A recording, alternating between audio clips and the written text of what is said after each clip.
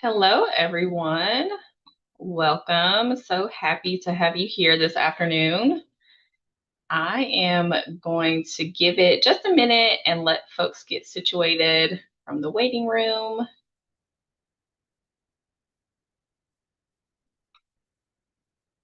But we're so glad you're here, and we look forward to sharing some great information with you all. All right. It looks like we've got everyone out of the waiting room so far. So I'll go ahead, hit record and get us started.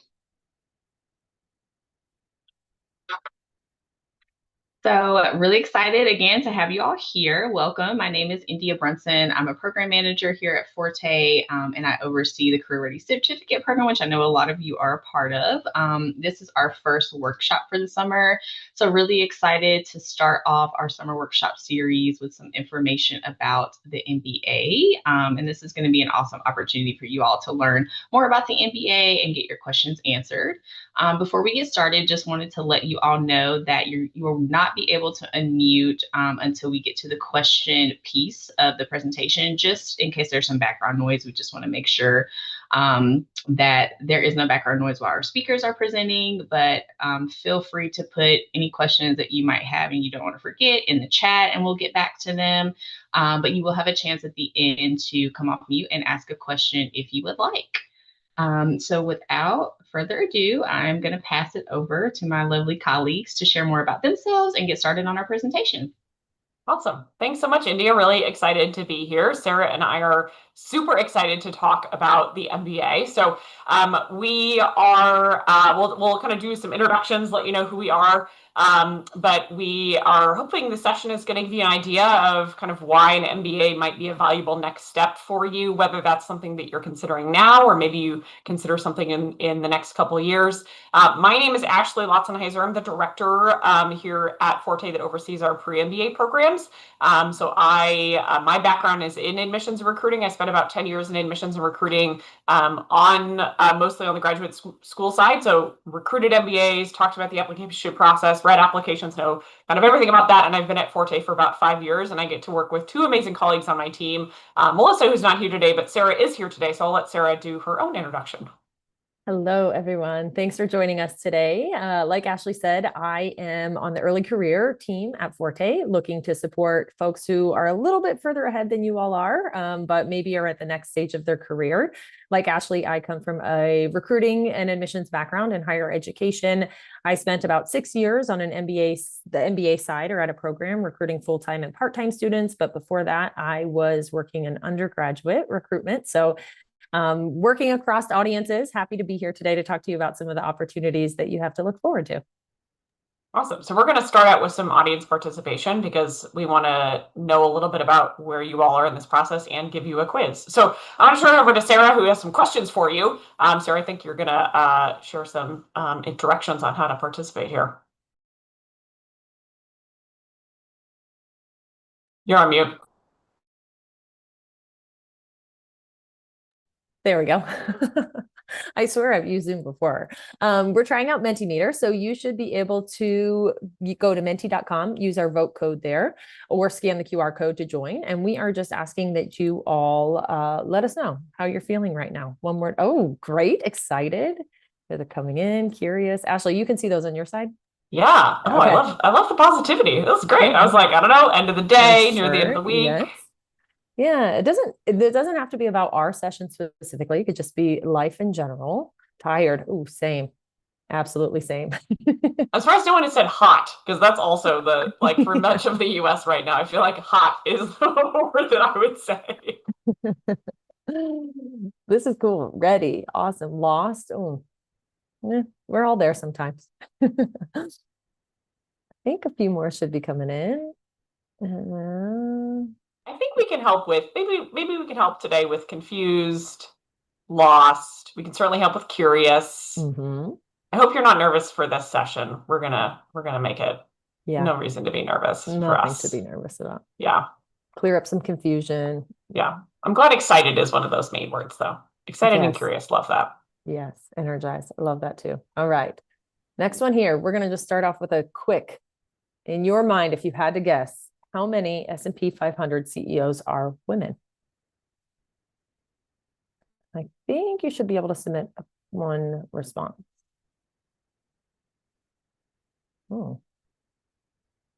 One, oh, coming in at different numbers here. Someone's way up there. I love the positivity. I love that too. We're manifesting way over here on this end.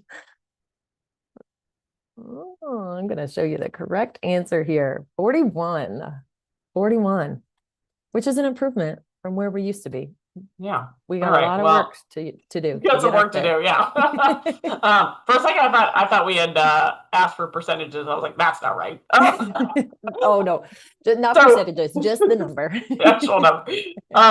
So we are going to talk a little bit about kind of the background of Forté, why we exist, but also kind of the background of why the MBA can be potentially a really influential aspect of your professional career. So I'm going to take on over from Sarah here and steal back some slides here. So Forté's been around for a little over 20 years now, and one of the main goals for Forté was increasing the percent of women among our partner schools. And over the last 20 years, we've been able to make a significant impact. This slide is actually not the last 20 years. This is like 15. And so there's been this big increase in women's enrollment, which has been wonderful, kind of central to part of the mission that we have here at Forté about helping candidates into successful and fulfilling careers at any career stage. We work with over 60 full-time MBA partner programs. We work with over 30 executive and professional programs. And so Forté's managed to do a lot of work kind of around, as I said, around what you can expect as far as women's enrollment. We still have some work to do, so it's not schools are not at gender parity, though there's still a lot of schools out there that are at gender parity, which is great. But there's still some work to be done. But one of the things that also is kind of note is there are not that many women CEOs in the Fortune 500 or the S&P 500. It's less than 10%. Now, the nice thing is this number has grown a lot. So like there used to be this statistic, I feel like this was when I first started working in admissions, that like there were more people named John that were CEOs than there were women. And that's, for me personally, very alarming. Thankfully, I believe now that there are more women than there are people named John, and not just because John is not a super popular name anymore. It's actually because there's been some advancement here. But you all did a pretty good job guessing. Like, I don't think there was a couple of ambitious guesses on there, which I loved. But there's obviously a lot of work to be done around women's representation in business as well. And I think part of this is there are a lot of women who are Fortune 500 or S&P 500 CEOs who have an MBA or a similar degree. And the degree can really be not just a tool to unlock certain kind of positions in your early career, but can be a stepping stone into some of the most influential positions there are in companies that influence the work that we all do every day. So, even if you don't work at a S&P 500 company, you probably buy their product or use their services, or it's on your desk or in your phone. So there's a lot of influence that these companies have. And so obviously, this is something that we've been looking at as well. So as we kind of think about, the MBA can really be a stepping stone into advanced leadership positions, into positions of power influence. That might be one of the reasons that you're thinking about an MBA, but it might not be. So the other thing we kind of want to ask you about is a little bit about why you might be thinking about an MBA or things that you think about an MBA. So Sarah's going to once again ask for your participation and telling us a little bit about where you are. So I think once again, we'll ask you to participate here. You got already on it. People already are answering the question. Already answering it. Yes. Tell us what you know about an MBA or what you think you know about an MBA. Yeah. We're going to kind of help debunk Money. some things. Let's get into it. Mm-hmm. Yeah. There's no wrong answer here, by the way. Absolutely no wrong answer. Just tell us what you're thinking. Great. Yes. Ooh, you guys have done your homework. Uh-huh. Great job. Love that. Each program is different, wants diverse backgrounds. Yeah. I feel like that person must be in the Career Ready program. That's a good answer. They want you to have a few years of work experience. Ooh, we're going to get to that. Yeah. Advanced degree, yep. My parents want me to get a master's degree. Yep. Good, they're coming in. MBA stands for master's. Yep. Good route to get more opportunities. Pipeline to leadership. Love that. Love you guys. Great answers. We'll give it another minute. You guys are doing a great job. This is perfect answers. Networking. Someone knows what my next slide is going to say. Awesome. Well, this is wonderful. Love hearing what you all have to say about this. Helps you elevate yourself in the workplace. That's a perfect answer. Yeah. So we definitely recognize, like there's a lot of reasons. There's a lot of information out there about an MBA. Some of it is very true. Some of it maybe not so much. But there's also a lot of different reasons why you won't be at the session today or why you might be considering an MBA. And all of those are valid. So like any of the reasons that you've put out there or any of the things that you're thinking, we ask for your opinion, right? Like, what do you know about an MBA or what you know, not what we know, not what's truth, but what do you know? And so we're here to hopefully kind of change some perceptions, but also give you some information about why an MBA could be the right path for you. So thinking about why candidates consider an MBA, there are lots of myths out there, but I want to talk about kind of some of the main reasons for candidate motivation. Now, if none of these resonate with you, totally fine. You can have a completely different reason for doing an MBA, but there's a couple that I want to go over. And the first thing I'll say is MBA graduates tend to have a very positive experience with their MBA. So over 90% of graduates rated the value of their education favorably. Over 85% of them had a positive return on investment. And there's lots of data around pursuing that with career advancement, things of that nature. So there's a lot of really good data out here, but I would say kind of as individual factors of why candidates might be considering an MBA. Someone wrote networking as just like one word answer, and I'm like, yes. If nothing else, an MBA is a great way to expand your network. You all might have a great network from your undergraduate institution, but an MBA is an entire another level of people and connections that you get to make. And it's extremely valuable. Really, once you're out in the workforce, the way you get jobs is through people that you know. You get them through referrals. Cold job applications are very difficult. You're going to get probably a lot of the jobs in your future from the people you know. And so having an entire another network of people is really valuable for your professional career and also your personal career. I will say Sarah and I have worked a long time in admissions. A lot of people meet best friends, partners, significant others in business school because of the community that you're a part of. And so that network is not just professional, but also personal. And I would also say, there's a couple of mentions of diversity as well. MBA programs are really intentional about building learning communities that come from really diverse backgrounds. And I'd say that's another big piece that you may be getting as an undergrad. You might have a really diverse undergraduate institution, but you also might be in an institution where you feel like, well, I kind of hang out with people that are like me all day. So an MBA is a great way to expand your network in many different ways.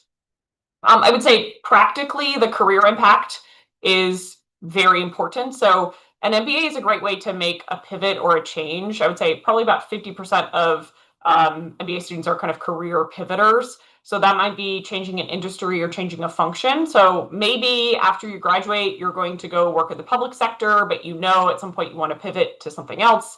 Maybe you're doing a program like Teach for America or the Peace Corps or something like that, where you'll do kind of, a couple of years, but then you're going to want to pivot into something else. An MBA is a great way to do that. It's also a great way to accelerate your career faster than you would otherwise.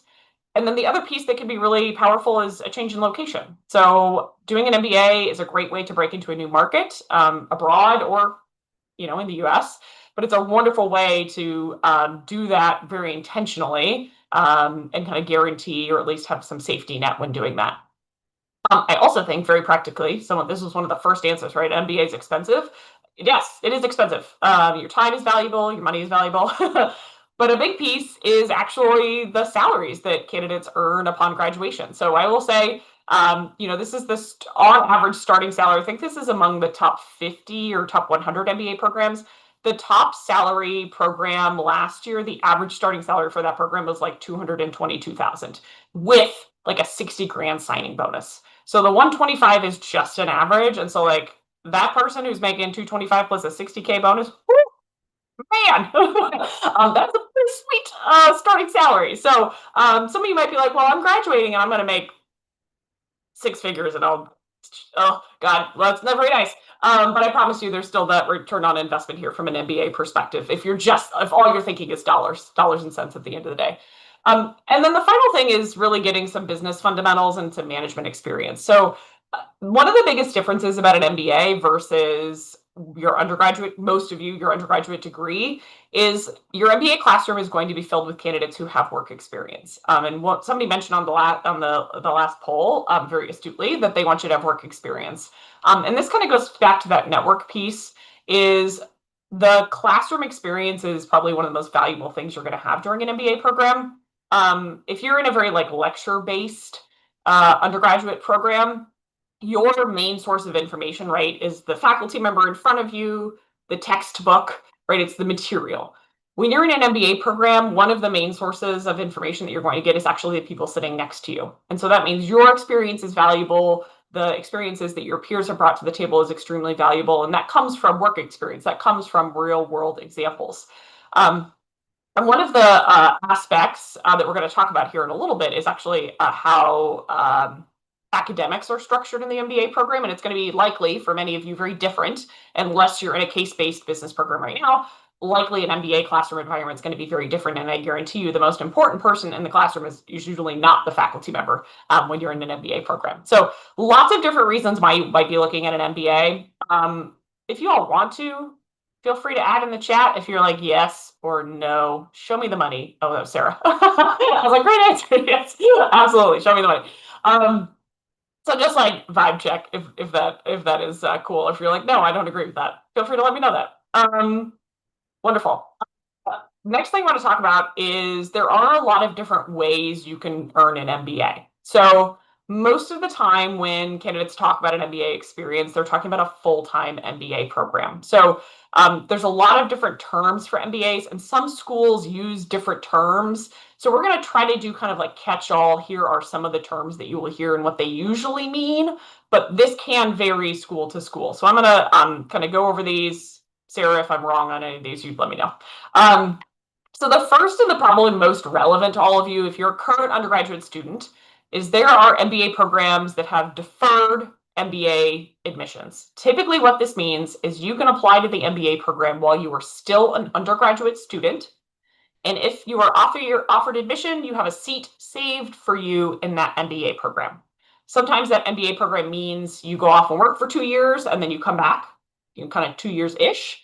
Sometimes that means you do some coursework right away, then you go work and then you come back. The structure changes a little bit, but the big thing here is that you can actually apply to these programs while you're a current undergraduate student. So if you're a rising senior, applications for this are going to be open here just shortly in probably a few weeks to a few months. So this is something, if you know you want an MBA in the future, you kind of want to lock in that seat for future, you can apply to a deferred MBA program. You're not locked in, like you're not actually locked in, but that seat is saved for you. And typically the deferred MBA program is deferred admission into a full-time program. So full-time programs, typically here in the US, I would say most full-time programs are 2 years, though there are some one-year options, which we'll get to here in a second. But a full-time program does mean that you are going back to school full-time. So you're going to quit your job, you're going to move to whatever city it's in, and you're going to be a student again. So, which is, if you're in school right now, might not seem weird, but when you're an adult, the idea of like going back to school is weird. But a full-time program, as I said, typically you're not working. So you are a full-time student again. You're taking classes full-time. You have lots of time for clubs, extracurriculars, networking, travel, study abroad. All those things are back on the table. The other thing about a full-time program, especially if it's 2 years, is typically there's a summer internship. So you'll do 1 year of coursework. You'll go work over the summer. Typically, the summer internships are also very well paid, which is very nice for that ROI. And then you'll come back and complete your second year. That's probably the most popular option for candidates, but I also want to mention there are a couple other ways you might complete an MBA. One is as a professional or a part-time student, and that would be you're continuing to work and you're going to take classes in the evenings or on the weekends. That might be in person. It could be hybrid. So you might be, doing some online courses, extension courses, that sort of thing. So you could also do an MBA part-time, aka you're going to keep working. The other option, which would be for most of you pretty far off in the future, is an executive program. It's good to know that these exist because you might hear about them. These are typically for candidates that are more experienced. So for candidates that usually have 10 plus years of work experience, You could do an executive program. You continue working because typically you are more advanced. Usually you're some sort of manager. You go part-time, so you're going to keep your job, and you typically go to classes on the weekends, usually once a month. Sometimes these executive MBA programs have interactions with others. So like in a program that I worked in, our executive MBA students mentored our full-time students. But again, they're kind of in a different place in their career. Usually the average age is about 10 years older than the full-time students. Finally, I do want to mention there are some one-year programs. And if any of you are thinking you might want to go to school in Europe, the one-year programs are more popular in Europe. So a lot of European programs are one-year programs. So you're just in the MBA for 1 year, pretty quick. Sometimes there's not an internship associated with that, but the price is usually a lot nicer if you're thinking just dollar signs for format. Let me know if there's any questions about that. Thank you very much, Sarah, for dropping that link in the chat. There's a link if anybody wants to.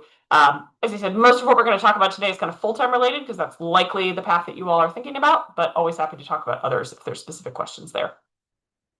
Okay. We're going to talk about all the different things that go into choosing an MBA program.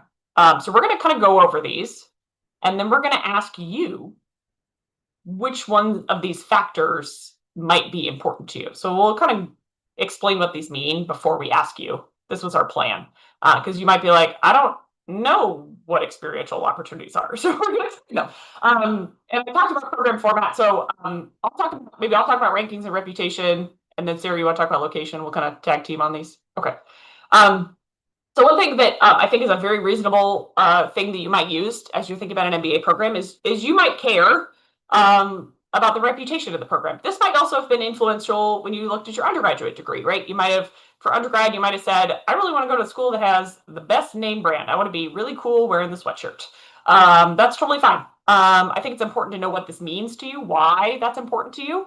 Again, you're going to be spending a lot of effort, time, money in an MBA. And so that is a brand that will forever be attached to you. So if that is important to you, absolutely a reason to do that.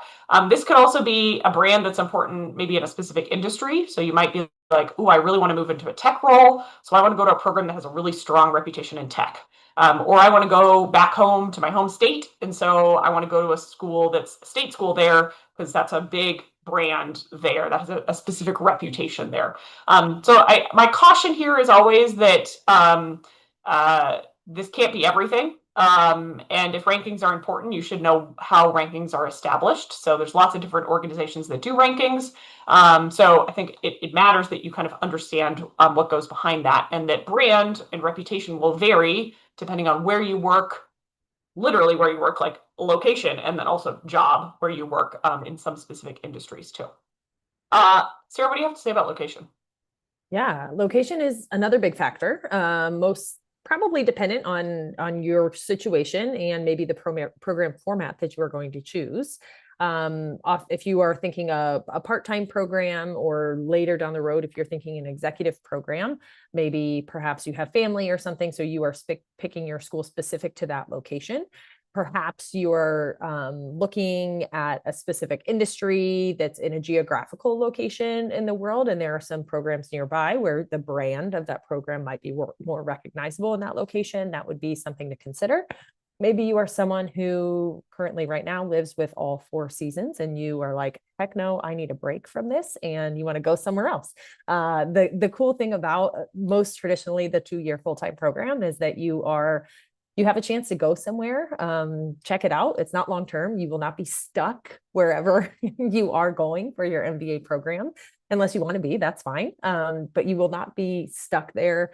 You have the option for flexibility. You could check the alum outcomes. I think we'll get to that in a bit, maybe one of the other options, but where are those schools placing their students in terms of, post MBA, where are they going? Is that a location you wish to be in?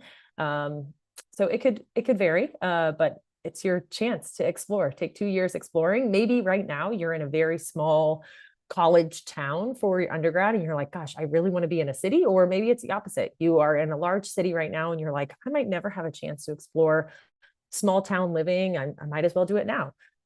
all of those things could play into location. Cost of living, again, Ashley mentioned, full-time program, you're probably giving up your income. And so maybe you would be a little bit more cautious of what the cost of living is in relation to the location of the program that you're selecting. I think that's all I have, Ashley. Awesome. There's a great comment in the chat. We're going to come back to this when I talk about cost and scholarships. So thank you for there's 2 comments. I saw them. We're going to talk about that. I want to mention cohort size. Cohort size are going to be pretty different than likely your undergraduate experience, because I know some of you might be attending state schools where you have thousands of students in your class. A large cohort size on the MBA side would be like 1,000 people. That would be a very large, that's probably the largest cohort size that exists is a few hundred to 1,000. Most MBA programs are much smaller than that. A small program might be 100 people in an MBA program. So cohort size is probably going to be very different than what you're experiencing as an undergraduate student.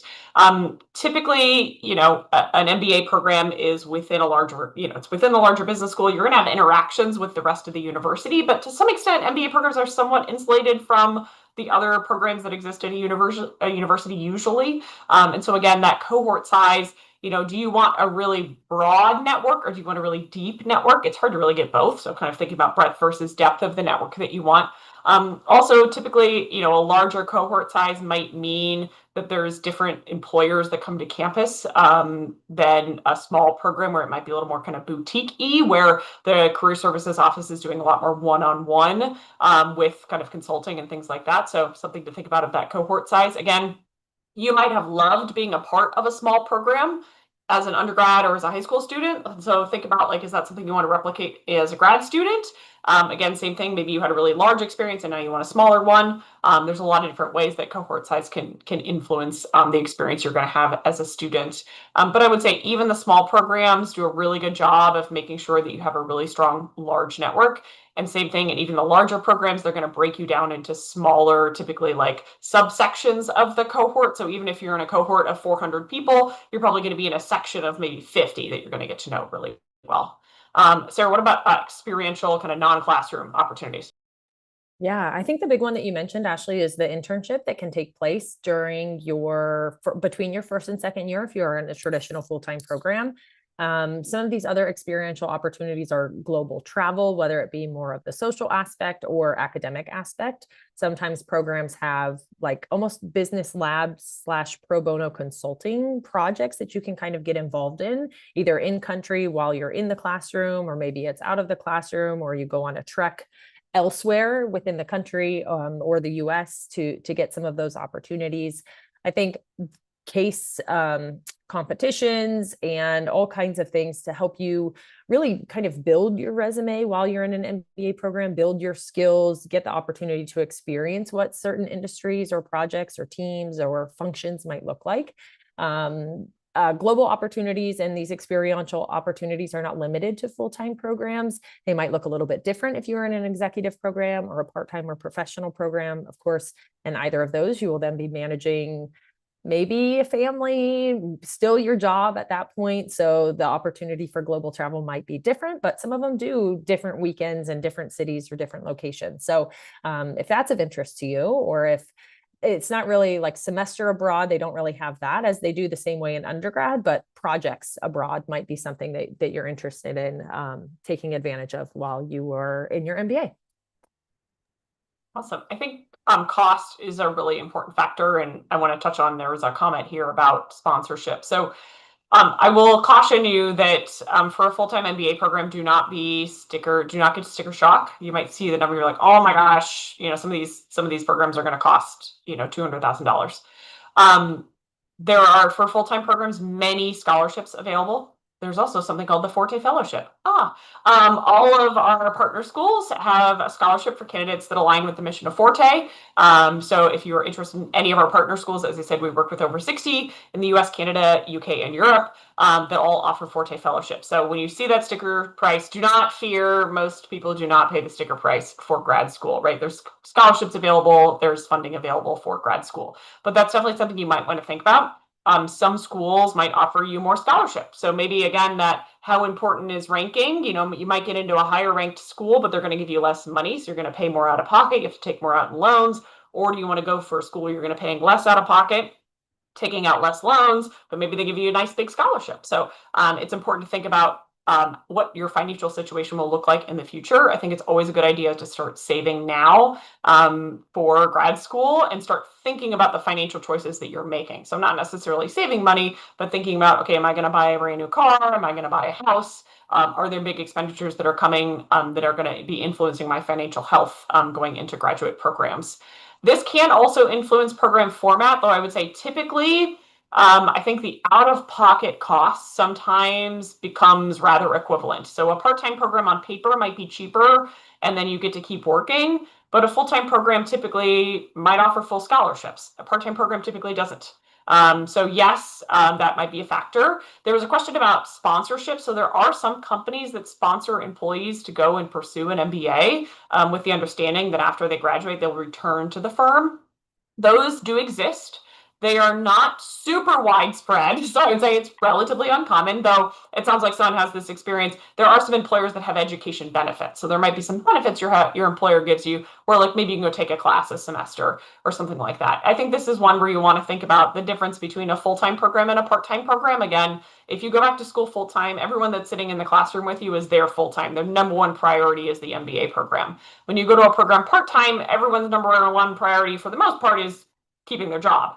School is usually a secondary. So the actual classroom experience is going to look a little bit different there. So I think that's something you'll want to consider.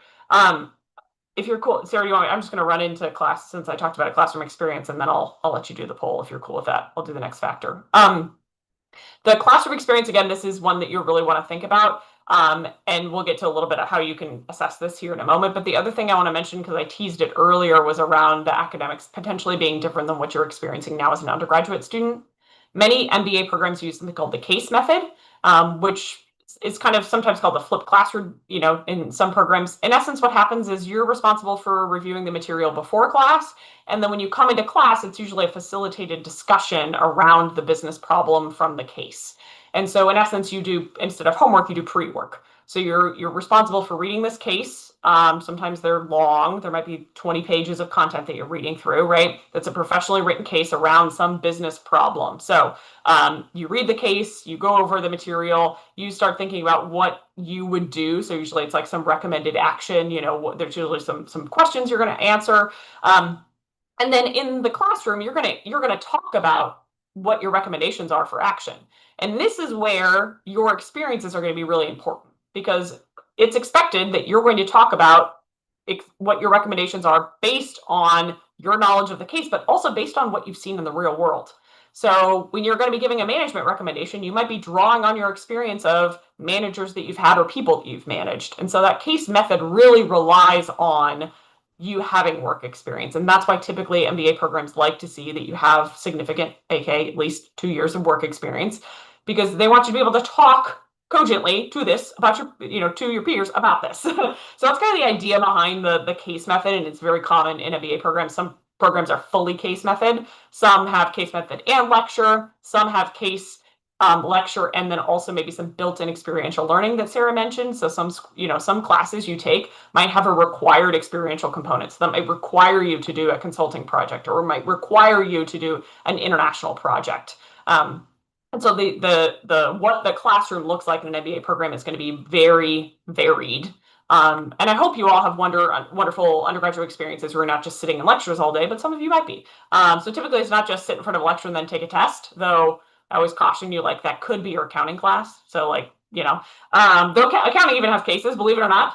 But that's something to think about, is that is going to look a lot different. So now that we've given you all these different things to think about, Sarah, I'll let you take us into, hopefully some of these resonated. Otherwise you're like, I don't like any of these.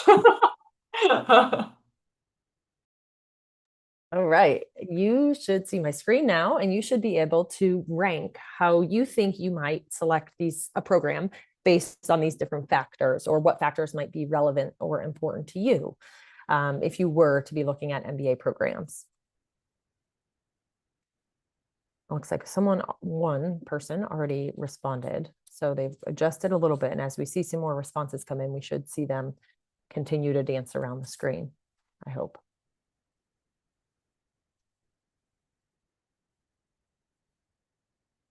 I think. Anybody out there? What, maybe you're working on it. It's a lot to. There we go. Well, things are moving now. I was like, oh. All right, cool. I like that program format is at the top. Really, really important. Well, was. Program format's quick though. Like that's usually a quick factor. Like Quick decision. you're probably going to make that decision pretty quick. Yes. Like you can use that top of the funnel cut. You know, Mhm. oh, this is more what I was expecting. Money, yeah, cost. It matters. I personally pretty love tight that rankings ranking. here. Yeah, I love that ranking, reputation, and brand is not at the top. Yeah, that's good too. Also, no wrong answers. I'm not holding you to you, and we're not going to hold you to it. We will not come back and be like, oh, but you said. Yeah. This one time on this one webinar, you said you were good. Let's target 10 people. There's two more people out here. Come on. Let's see what you got to say. Come on. Very curious. Even if you agree with this, you can just, you can agree with the ranking. No wrong answers. In this, just like your reason for an MBA, just like your goals, just like anything, like this will continue changing, probably until it's over, right? Until you actually show up on campus at a program. I think this is a really fluid thing. It's good to have a baseline understanding of how important these factors are, but I think as life changes, as your job changes and opportunities change, you might kind of fluctuate a little bit on some of these things. So Sarah also runs our MBA launch program. And one of the things that we talk often to the launchers about is, when you build a school list, so when you decide like, all right, here's the schools that I'm interested in that I think I'm going to apply to, that's like, you have the school list. Then there's actually the schools that you apply to. So you're like, okay, school list, big list here. Then you're like, okay, here are the schools that I actually apply to. And that is a subset, right, of this list. So like how you narrow down that list might be different from here. So this might be what you influence to even look at, but then you're thinking about, okay, when I'm actually going to apply, right? And then after you apply, how you actually evaluate which program you're going to ultimately choose might also change from this.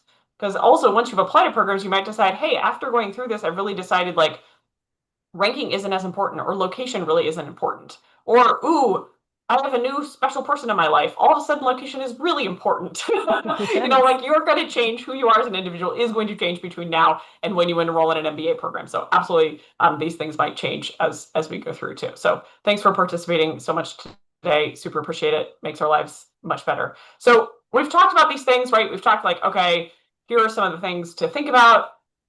I think the next actual question is like, okay, cool. How the heck do I learn about these things, right? We've given you this whole list of like, here's all the things you should do, right? So we have a couple of recommendations on like just things you could do today to start exploring this as a process.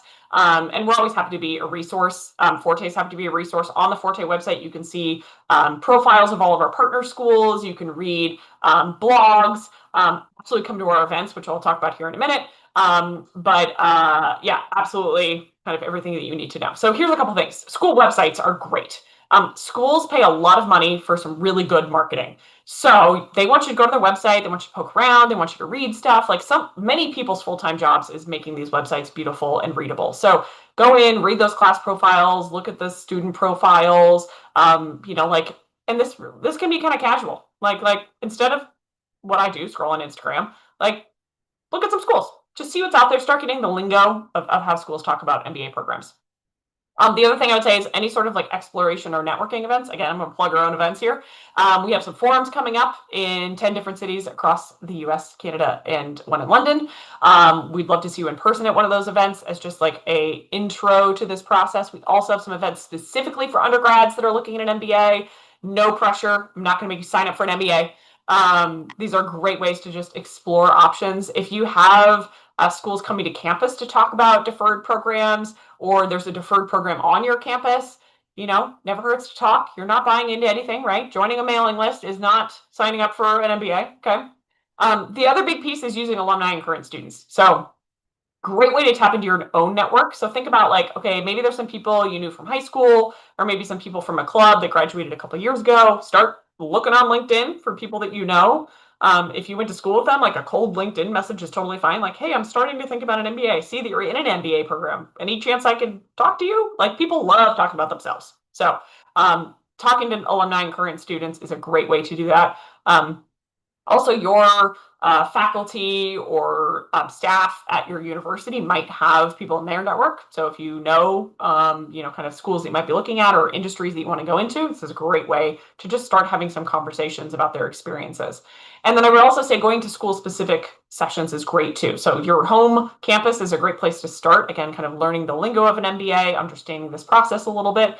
But also schools do, after COVID, schools all do like virtual information sessions, virtual coffee chats, virtual whatever. And then of course, in-person things too. So like if you're like, ooh, I'm here for school, I'm going to work here afterwards for a couple of years, but maybe I want to go back home. I want to kind of return to my home state via an MBA. Well, next time you're home for break, maybe it's going to campus, maybe it's doing a campus tour, something like that. So these are all things you can kind of continue doing as you go through this process. Ooh, Sarah, thanks for the links. Cool. But let's talk about what is actually involved in the application, because this is the other thing you could kind of start thinking about is things that you can do now that are going to influence your application to business school. So the first is there is a standardized test for business school. The one that's business school specific is called the GMAT, Graduate Management Admissions Test. It is the one that was invented by business schools, so it is the one that all business schools accept. Typically, business schools also accept the GRE. So almost every business school now accepts the GMAT or the GRE, no preference between the two. So if like you're thinking, well, I'm thinking I want to go to business school, but like also maybe I want a master's in public health. So you want to take the GRE? Totally fine. You can take a free practice exam of the GMAT. There's actually two free practice exams you can download. Take a free practice exam, diagnostic test. Just check it out if you're thinking about it. I would say the data has shown that the closer you take the GMAT to your undergraduate education, the better you do. So if you are thinking at some point in the future you want to do an MBA, take the GMAT while you're in school. It is the best you will do. The longer you wait, the worse you will do, unfortunately. It's good for 5 years. So like taking it your senior year is a great option. You're likely to hit an MBA within the 5 years. So that's a step you could all take now. And like everybody's studying, like all my friends were like taking the MCAT. So like this is much easier than that, I think. Anyway, the other piece is undergraduate record. So when you apply to business school, you're going to submit transcripts from your undergraduate institution. So they will look at your grades. They will look at the classes that you took. They will look at the trends. Similarly to how your undergraduate record was probably viewed when you applied to undergraduate universities, how you did in class is a really good predictor of how you're going to do in the future. So your undergraduate record does matter. Your senior year grades do matter. Hopefully someone's already told you that. But that is going to be looked at as a part of the application. So it's just something to keep in mind as you go through this. If you're applying to a deferred MBA program, also keep in mind that your application is going to look a little different because you're applying as a current undergraduate student. So you likely do not have any kind of full-time work experience, postgraduate work experience. If you apply while you're working, your work experience is obviously going to be looked at. But either way, whether you apply as an undergraduate student now or as a professional in the future, business schools are going to look at the impact that you've had in the roles that you've had. And this can be in internships. This could be in like TA roles. Any time that you were working, this is going to be evaluated. This could also be like research positions. So what that means is they want to know how you work with other people. Because again, it comes back to this classroom experience you're going to have as an MBA student. What you have to contribute to the classroom really matters. And so how you interact with people in a group setting, because a lot of MBA programs, it's group work all the time. So how you work with other people, how you manage conflict, how you lead without authority, all of these things really matter. And so your work experience, whatever that might mean, from internships to anything you do outside of class, really matters in this evaluation process. The other thing I'll say is any sort of experience that you have outside of the classroom really can count here. So especially if you're like a collegiate athlete, you're very serious about an extracurricular, whether that be music or community service or a club or any sort of social organization. Any of this matters, right? Again, like if you're the VP of a social organization that has 400 people in it, like that matters, right? I know that's a lot of experience. So anything you do outside of the classroom, if you're thinking about applying as an undergrad, you need to think about how to spin that to really be reflective of the roles that you've taken on. And one of the things Sarah and I always tell people is now is not the time to be humble. Now is not the time to brag about other people. Now is the time to be selfish and spotlight yourself. So don't forget to do that. You're all wonderful. You will also write some personal statements, which are basically essays, but they could also be short answer or video responses.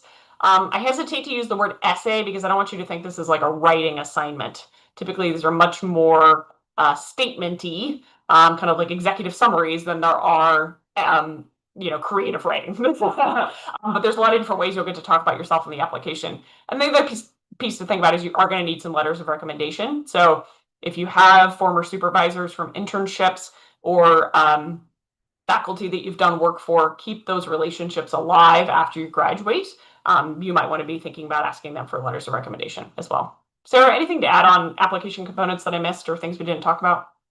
I don't think so, but I just want to double up on that. Take the test now, if you can, or while you are an undergraduate student, because once you get into the job world, and you're working a full-time job that's more than 40 hours and trying to still be social, the last thing you're going to want to do is sit down and study. Like, sure, you'll use your brain every day in your job, but in that academic kind of comprehending information, learning new information, it gets a lot tougher once you get out of that study mode to jump back into it. So take the test now. I think a lot of, Ashley mentioned, I work with some pre-MBA candidates right now that are having to get back on the bandwagon of studying for a test and take this test. And it's very, very daunting and overwhelming once you've been out of the standardized test game, or once it's been, 10 years since you've taken a standardized test. So now while you can, and sometimes some of the test makers kind of have ambassadors on campus. You might get some sort of resources or discounts in that way,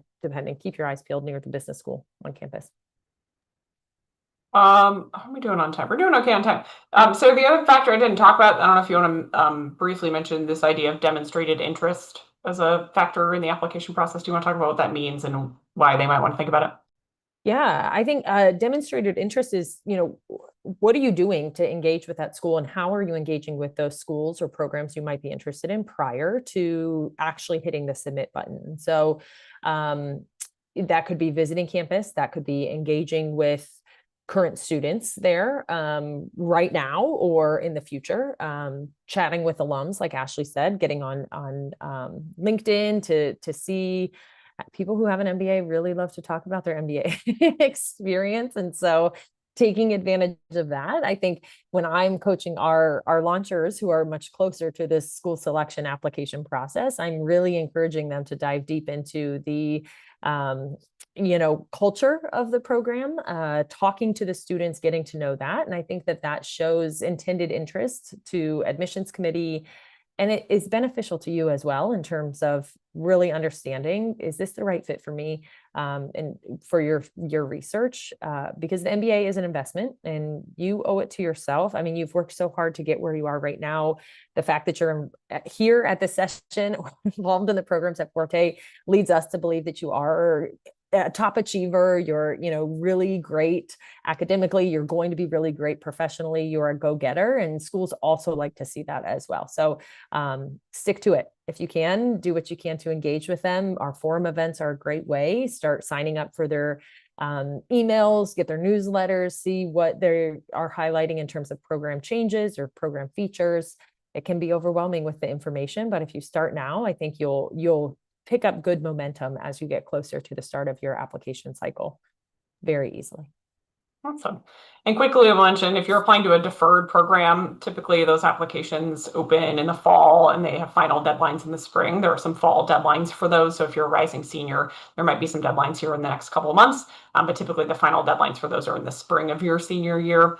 And then if you're applying while you're a working professional, typically applications open over the summer and first rounds are in the fall, but you can apply throughout the year. So unlike when you applied to undergrad, where there's basically like early decision or early action in the fall, and then there's usually like a January 5th deadline, and that was it. MBA programs usually multiple deadlines. So there might be a deadline in September, another one in January, another one in March, and then a final one in May. So there's lots of range on when you can apply to an MBA program. As Sarah said, there's lots of different events coming up, lots of ways to start looking at this. I'll mention a couple. The Pre-MBA team does lots of webinars around MBA prep. So if you're ever interested, they're free. We do them throughout the year. We kind of take a break in May and June, but our webinars kick back up in July and they go throughout the year. So once you graduate, you probably start getting emails about all these things. But if you're interested, you can come and check out any of these events. I also want to mention specifically, we have some events that that are called MBA Explore, which is an opportunity for undergraduate students to learn about the MBA. Some of these are in person. That will also have a virtual option in October. So if you're in New York, Atlanta, or DC, there will be an in-person event that you're welcome to attend. It'll be free. It'll be actually a chance to connect with partner schools that are going to be there as well. So if you're thinking about a deferred program, this is a fabulous way to go ahead and start that conversation. And then, as I said, there'll be a virtual option in October. We'll definitely be emailing you all about these as well. So just know that there. And then the other thing that Sarah mentioned is we do have our Forté forums. So we have events that bring together prospective candidates and our partner schools in 10 different cities across the US that will take place in the last 3 weeks in August.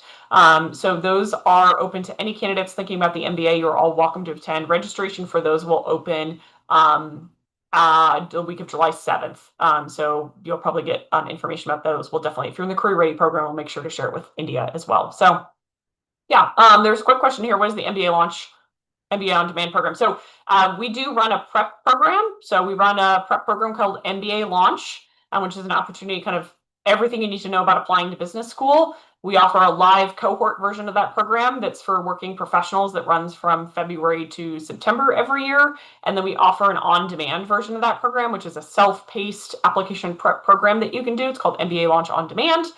Sarah just dropped a link in the chat here, which is kind of everything you need to know about the application process to business school. So if you're looking for kind of business school prep as a big umbrella, MBA Launch is a great way to do that. I also just want to offer, if you have any questions, anything that we mentioned, you don't want to put your question in the chat, whatever reason, that's really fine. Feel free to reach out to us. We are happy to help. Our other dream team member, Melissa, might be the person you hear from too, because the three of us work on that email box together. But yeah, happy to answer. If there are any other questions, feel free to drop them in the chat. Happy to answer those. I think we got most of them. I replied to a couple via chat, but let us know if there's anything else. Otherwise, it was wonderful being here with you all. I hope this was helpful content. Thanks so much for participating. We always like talking about the MBA, so we're happy to do that. So India, hopefully this was helpful. Thanks for having us. Of course. Thank you all for sharing such insightful information. And thank you all for being here. Any last minute questions before we end the session? Well, thanks for all the thanks in the chat, y'all. You were great. So polite. I love it. I hope everyone has a great remainder of their afternoon, and we hope to see you